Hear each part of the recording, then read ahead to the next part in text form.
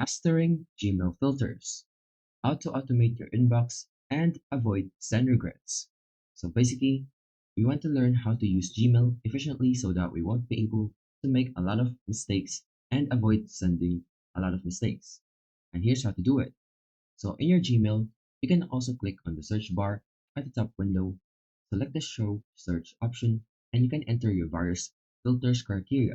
So basically, go to your Gmail, and from here, we have the filter option where we can adjust the search bar from, to, subject, and the amount of words, and then what are the details. So basically, these are the most common rules on filtering. So in your search bar right here, you can also create a filter to just directly manage your emails. You can even use a particular message to create a filter. For example, you want to go ahead and check the checkbox next to the email you want. Like this, for example. Then we want to go ahead and go and click the more options right here. So basically, simply click this more, and then you can add a filter message like this.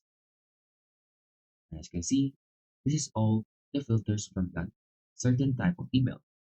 You can even edit or delete filters. Just go to the settings directly.